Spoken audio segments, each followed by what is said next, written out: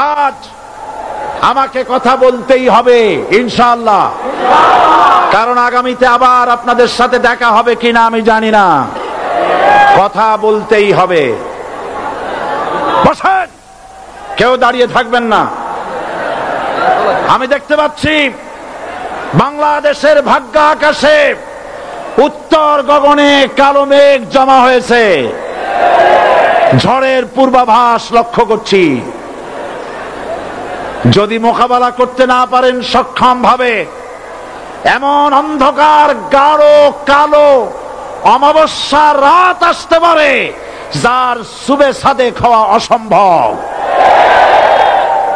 সুতরাং আপনারা কি কাপুরুষের মতো কাফের মুশরিকদের গোলামি করে মরতে চান? বিড়ালের মতো 500 বছর বেঁচে থাকার কোনো লাভ নাই। সিংহের মতো 1 ঘন্টা বাঁচতে চাই।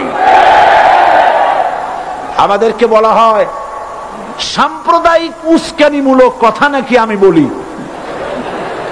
পত্রপত্রিকা দিছে না তারা? সাম্প্রদায়িক উস্কানি কথা, সাম্প্রদায়িক উস্কানিমূলক কথা বলি। সেই জন্যই বোধহয় শত শত মুসলিম আমাদের কাছে এসে মুসলমান হয়। মানুষে আর বোকা বানানো যাবে না। যাবে কি? আর বোকা বানানো যাবে? তারপর বলছে কি? এরপরে বলছে, আমাকে বলছে রাজাকার। শুনে রাখো, চট্টগ্রামের লক্ষ লক্ষ জনতা, পার্লামেন্টে যখন আমাকে এই কথা বলা হয়েছিল, আমার পার্লামেন্টের কলিগ জাফরুল্লাহ চৌধুরী সাহেব বসে আছেন এখানে, জাফরুল ইসলাম চৌধুরী বসে আছেন পাশে, প্রধানমন্ত্রী সুদ্ধা, অন্তত 3 শতাধিক পার্লামেন্টের সম্মানিত সদস্যরা সেদিন বসা। 1997 সনের বাজেট বক্তৃতা যখন আমি করতেছিলাম, ডক্টর কুদরতে খোদা, নাম রাখছে কুদরতে খোদা, আসলে গজবে খোদা। এই লোকটি নাস্তিক, ইসলামের চূড়ান্ত দুশমন। তার প্রণীত শিক্ষা ব্যবস্থার যখন সমালোচনা করছিলাম, ট্রেজারি বেঞ্চ থেকে আমাকে বলা হলো রাজাকার। আমি আমার সমস্ত শক্তি একত্রিত করে বলেছিলাম, শুধুমাত্র হিন্দুস্তানের রাজাকারেরাই আমাকে রাজাকার বলতে পারে। আমি বলেছিলাম 1973 সন পর্যন্ত আমি বাংলাদেশের কোন রাজনৈতিক দলের নেতা এবং কর্মী ছিলাম না। আমি রাজাকার নই। আমাকে রাজাকার বলে যদি তাকেও প্রমাণ করতে না পারে, 10 কোটি টাকার মানহানি মামলা দায়ের করব। আমার এই বক্তব্য সারা দুনিয়া শুনেছে। পার্লামেন্টে আমার এই বক্তব্য রেকর্ড হয়ে আছে। সেদিন 3 শতাধিক পার্লামেন্ট মেম্বারের কেউ আমার চ্যালেঞ্জ গ্রহণ করেন নাই। যে কোনো ব্যক্তি পার্লামেন্টে গিয়ে আমার বক্তৃতা দেখে আসতে পারেন। এরপরে 1997 সনের 7 অক্টোবর দৈনিক জনকণ্ঠ পত্রিকা যখন আমার বিরুদ্ধে লিখলো, সেই পত্রিকায় সাইদির ওপেন চ্যালেঞ্জ 8ম পাতা, 1997 7 অক্টোবর, এত বড় 2 কলামে হেডিং। সেখানে আমি বলেছি, বাংলাদেশের সকল সাংবাদিক, গোয়েন্দা বিভাগ, বাংলাদেশের সকল বুদ্ধিজীবীকে আমি আমার পিরোজপুরে আমন্ত্রণ করছি।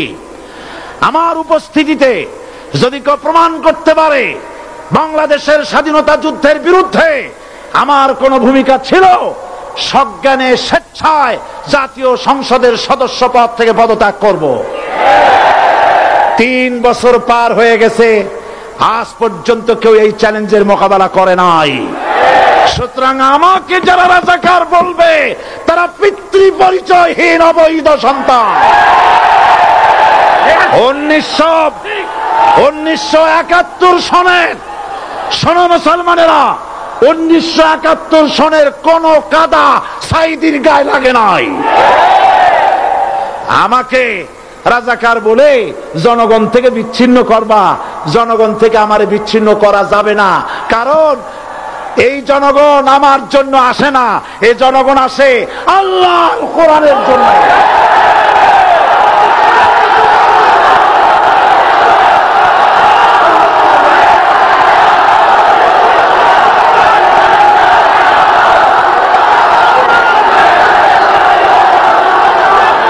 আজকে আজ যারা ইসলামের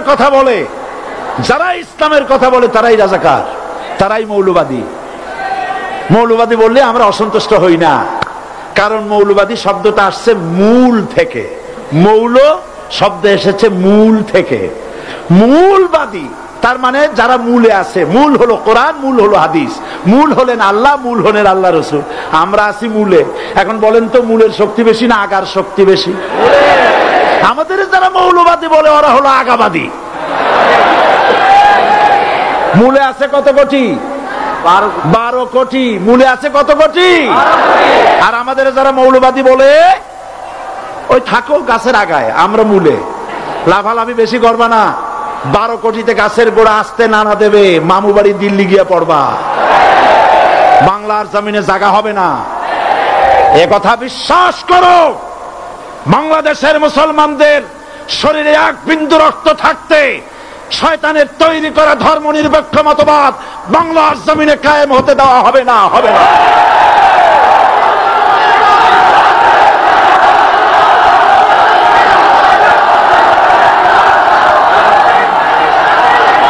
রাসূল করিম সাল্লাল্লাহু আলাইহি ওয়াসাল্লাম কোরআন প্রতিষ্ঠার জন্য আন্দোলন করেছিলেন।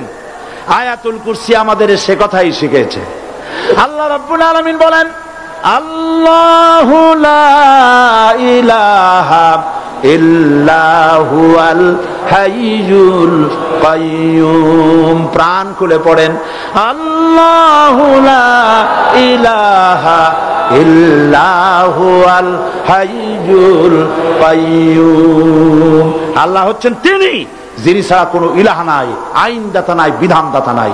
আমরা মানুষের তৈরি করা আইন মানি না। 12 কোটি মুসলমানের দেশে আইন তৈরি করবে মানুষ, আমরা মানব না।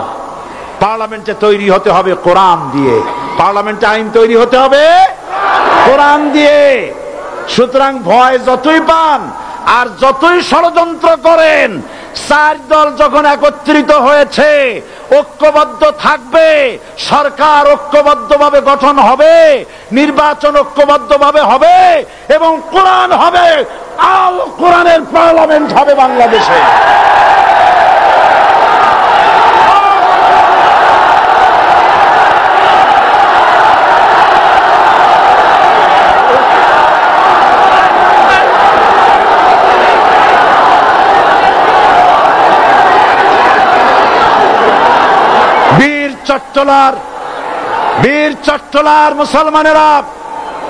বীর চট্টলার মুসলমানেরা স্বাধীনতার ঘোষণা, এই চট্টগ্রাম থেকে স্বাধীনতার মহান ঘোষক প্রেসিডেন্ট জিয়াউর রহমান সাহেব দিয়েছিলেন। এই চট্টগ্রাম থেকেই ইসলামী রাষ্ট্রের ঘোষণা হবে।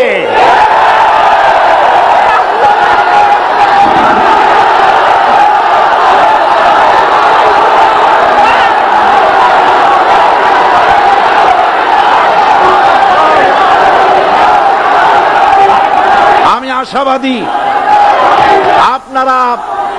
আপনারা অবশ্যই তা পারবেন। আমি 100% বিশ্বাস করি ইনশাআল্লাহ।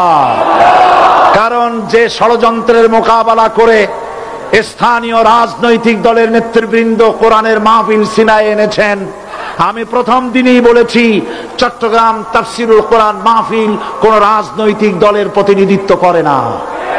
এটা কোন জামাত শিবিরের একক সম্পদ নয়, এটা চট্টগ্রামের মুসলমানদের কলিজার টুকরা তাফসিরের মাহফিল। সুতরাং এই মাহফিল